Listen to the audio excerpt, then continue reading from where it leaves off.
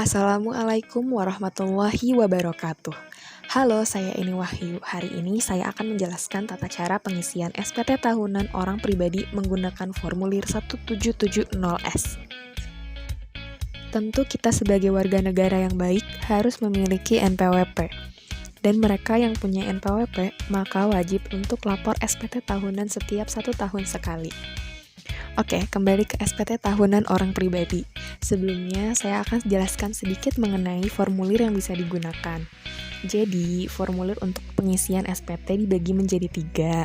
Pertama, formulir 1770SS, yaitu formulir yang digunakan oleh WPOP yang memiliki penghasilan kurang atau maksimal sampai 60 juta per tahun, dan hanya bekerja di satu perusahaan atau badan usaha. Kedua, formulir 1770S, yaitu formulir yang digunakan oleh WPOP yang memiliki penghasilan lebih dari 60 juta per tahun dan bekerja lebih dari satu perusahaan atau badan usaha. Ketiga, formulir 1770, yaitu formulir yang digunakan oleh WPOP yang memiliki penghasilan dari usaha atau pekerjaan bebas. Nah, untuk kali ini, kasus yang kita gunakan termasuk ke dalam formulir 1770S karena memiliki penghasilan lebih dari 60 juta dan lebih dari satu pemberi kerja atau perusahaan. Kasus yang kita gunakan kali ini bisa juga dilihat di buku perpajakan teori dan kasus edisi 11 buku 1 Siti Resmi halaman 452 sampai 461. Di sini saya punya data pendukung yang sudah direkap dan hitungan kurang atau lebih bayar PPh yang sudah dihitung di dalam Excel untuk memudahkan kita menginput ke aplikasi ISPT tahunan PPh orang pribadi. Oh ya, sebagai informasi, aplikasinya bisa di-download di website pajak.go.id, menu unduh aplikasi perpajakan. Oke, ini data yang saya pakai. Ada profil, kemudian ada daftar pemotongan pajak, daftar harta, daftar kewajiban, daftar tanggungan, dan ada data tambahan yaitu beasiswa senilai 72 juta. Pokoknya kita cek ulang kelengkapan data-data WPOP-nya. Sekarang kita pindah ke aplikasi, kemudian pilih database kosong. Biasanya akan muncul di dalam folder ketika sudah diinstal. Cuman yang ini sudah saya copy dan saya rename supaya tidak tertukar. Tinggal masukin user dan password 123. Muncul tampilan awal untuk pengisian profil WPOP. Kita ambil aja dari data Excel. Di sheet pertama, masukin NPWP, kemudian nama wajib pajaknya, nomor telepon,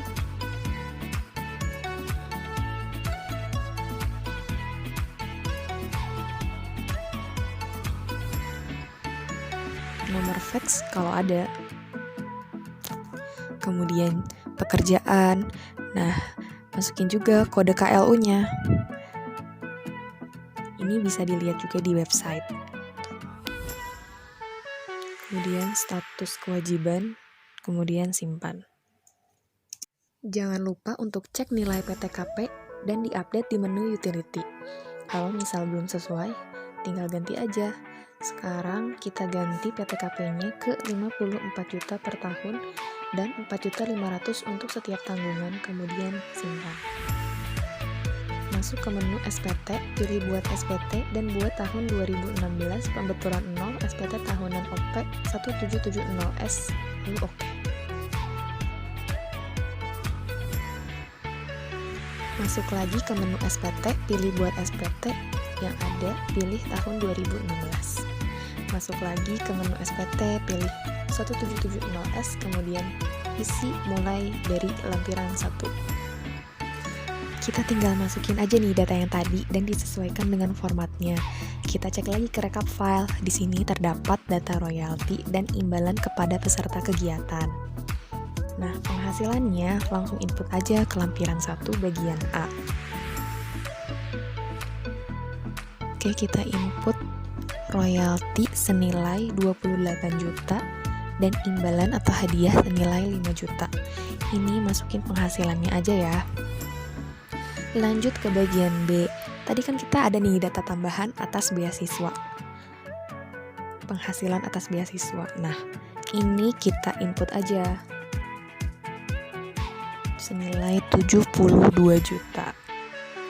Lanjut ke bagian C. Nah, di sini masukin data pemotongan pajak hanya untuk PPh 21, PPh 22, PPh 23, 24, dan 26. Karena kita punya pemotongan pajak atas PPh pasal 4 ayat 2 juga. Nah, kenapa nih gak dimasukin ke sini? Karena PPh pasal 4 ayat 2 itu sifatnya final, di mana setiap penghasilan yang diterima, pajaknya harus diselesaikan atau dilunasi pada masa pajak yang sama. Jadi, yang ini nantinya kita masukin di lampiran kedua. Sedangkan untuk setiap bukti potong PPh 21, 22, 23, 24, atau 26 yang kita terima, kita input kan nih ke bagian C. Nah, nanti PPh ini akan menjadi kredit pajak saat di lampiran induk nanti. Jadi bisa mengurangi PPh terutang kita.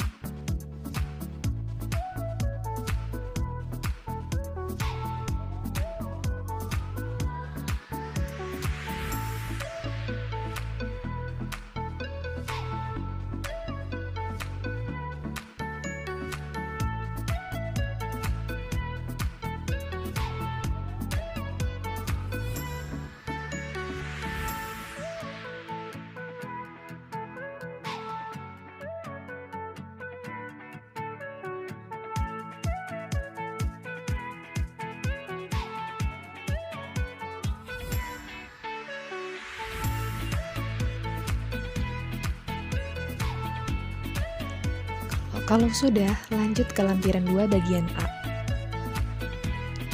Bagian ini diisi untuk pemotongan pajak atas PPh pasal 4 ayat 2 atau final yang tadi saya bilang.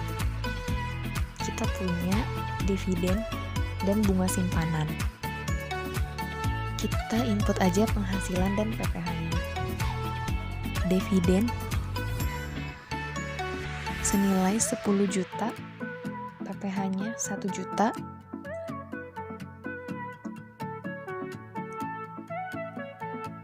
Nah, kita cek lagi nih, bener nggak angkanya ya?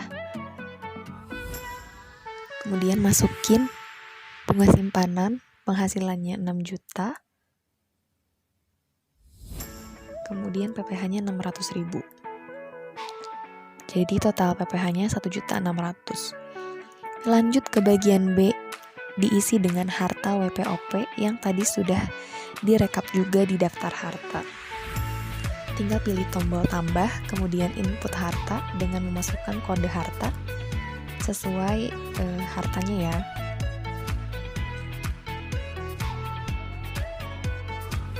Pertama kita masukin tanah, jadi kita pilih kode yang 061. Kemudian masukin nama harta, tahun perolehan,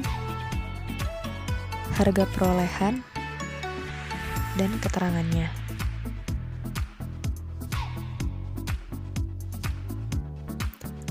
Kalau misal nanti punya harta baru nih di tahun pajak yang bersangkutan, maka tinggal ditambahin aja. Kode harta yang dimasukin juga sesuai harta yang akan dilaporkan.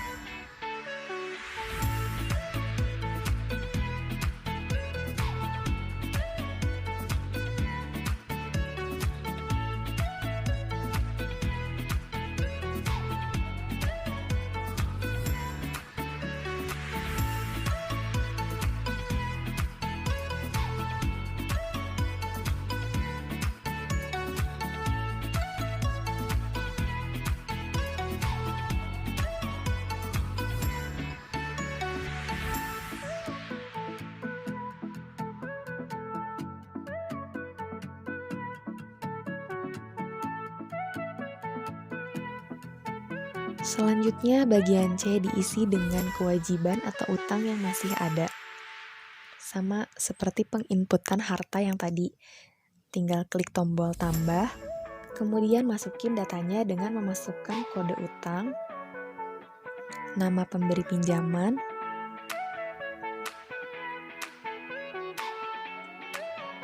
alamat, tahun pinjam, dan jumlahnya. Kemudian simpan. Terakhir di bagian D diisi dengan tanggungan yang kita miliki. Nah, di dalam kasus ini WPOP punya istri dan 1 orang anak. Penginputannya sama seperti tadi, tinggal klik tombol tambah. Kemudian masukkan data nama, NIK, hubungan keluarga, dan pekerjaan. Nah, kalau udah lengkap semua, simpan datanya.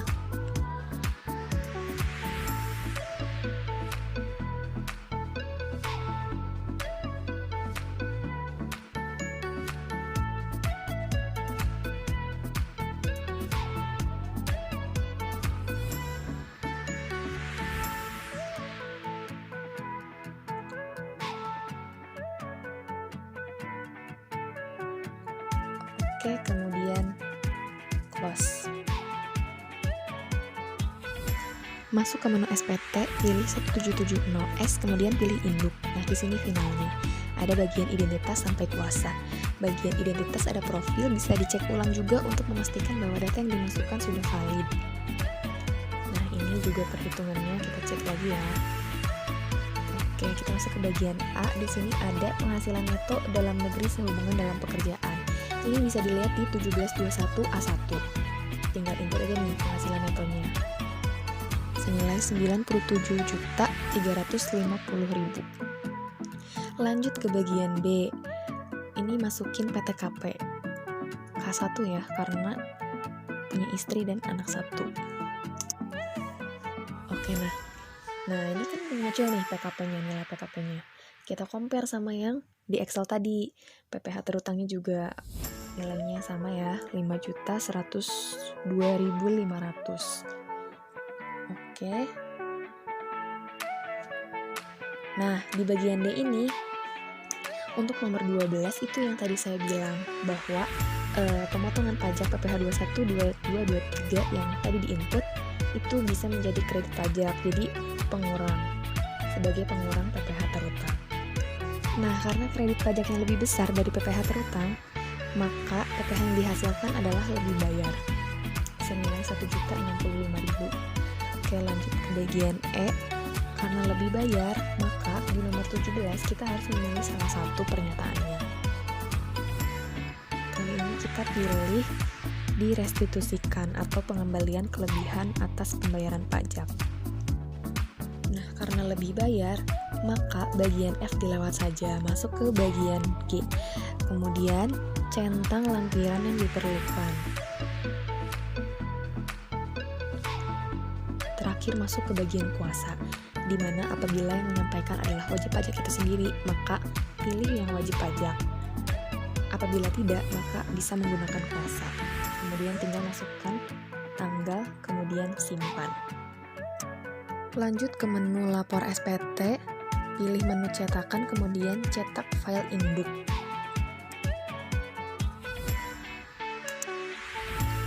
Nah, tapi sebelumnya tetap cek ulang dulu ya untuk memastikan data yang dimasukkan sudah sesuai.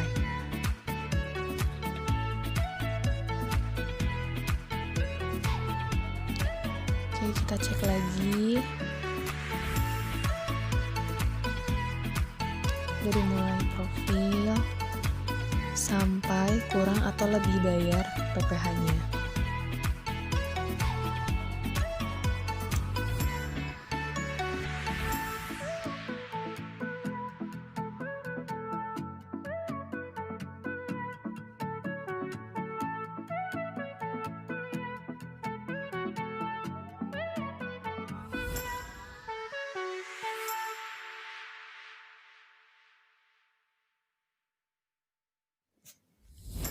Nah, ini tinggal disimpan aja di dalam satu folder.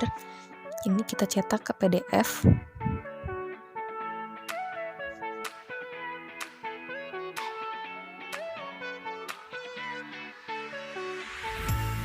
Oke, tinggal namain aja nih. SPT 1770S induk. Kemudian simpan. Oke. Kalau udah di close, kemudian lanjut ke menu lapor SPT lagi, pilih lapor data SPT ke KPP. Di sini untuk mencetak file CSV atas SPT yang sudah dibuat tadi. Tinggal pilih tahunnya, kemudian buat file. Oke, simpan di folder yang sama juga.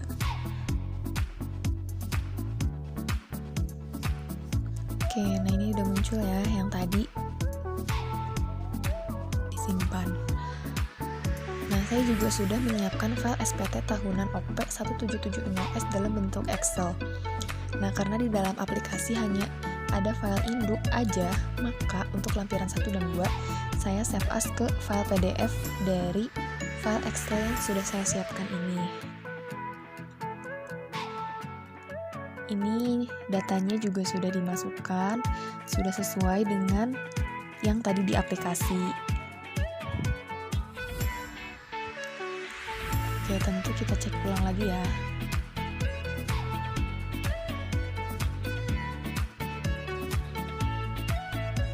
Nah, ini adalah file induk dan lampiran 1, lampiran 2 yang sudah saya gabung.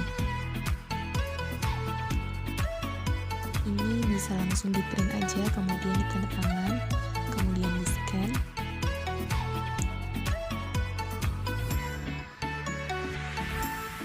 Kalau udah di scan, kemudian rename namanya menjadi sama kayak file CSV-nya.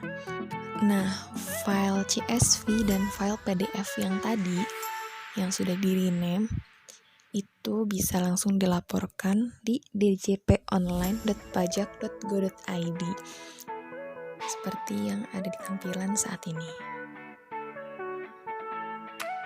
Nah, mudah kan cara pengaplikasian SPT tahunan orang pribadi 1770S? Kalau datanya lengkap, itu bisa semakin membantu kita memudahkan dalam penyusunan SPT. Nah, kalau masih ada yang bingung atau kurang paham, boleh deh ditanyain. Mohon dikoreksi apabila ada yang keliru atau ada penjelasan yang kurang tepat. Terima kasih, semoga bermanfaat. Sampai jumpa di tutorial berikutnya. Wassalamualaikum warahmatullahi wabarakatuh.